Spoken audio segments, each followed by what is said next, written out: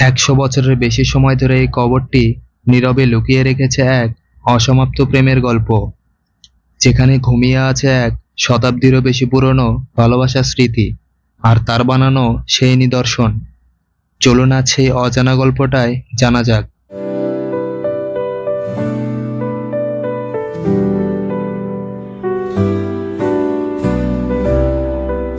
আজ আমি এমন একটা জায়গায় এসেছি যেখানে একদিন আমাদের প্রত্যেকেরই আসতে হবে।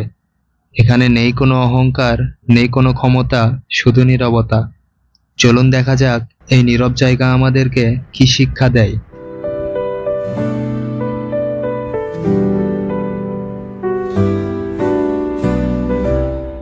এটি বগুড়ার নামাজগড় আঞ্জুমানি গোরস্থান। 1915 সালের প্রথম দিকে প্রতিষ্ঠিত এই কবরস্থান শুধু প্রাচীন বলেই নয়, রূপজান বিবির সমাধির কারণেও সারা দেশে পরিচিত।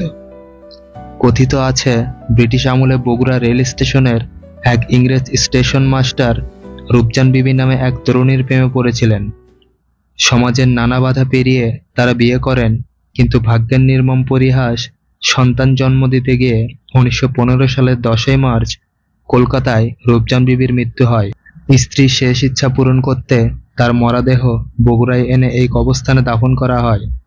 ভালোবাসার স্মৃতি অম্লান রাখতে তার স্বামী নির্মাণ করেন একটি পাথরের সমাধি, যা আজও রূপজান বিবির সমাধি নামে পরিচিত।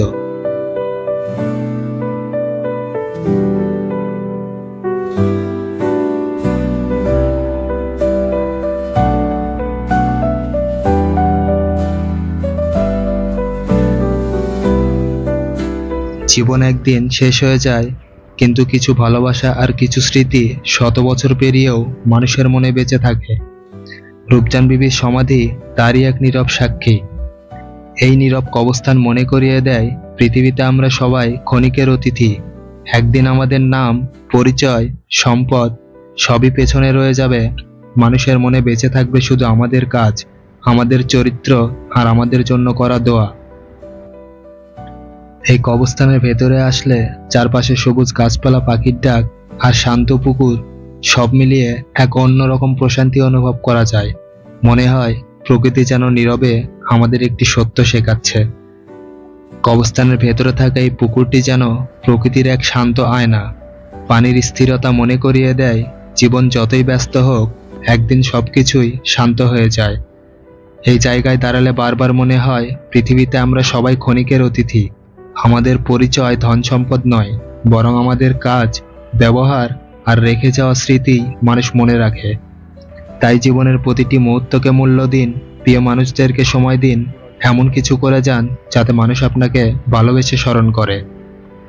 ভিডিওটি যদি ভালো লাগে থাকে অবশ্যই আমার চ্যানেলটি সাবস্ক্রাইব করে বেল আইকনটি বাজিয়ে রাখুন।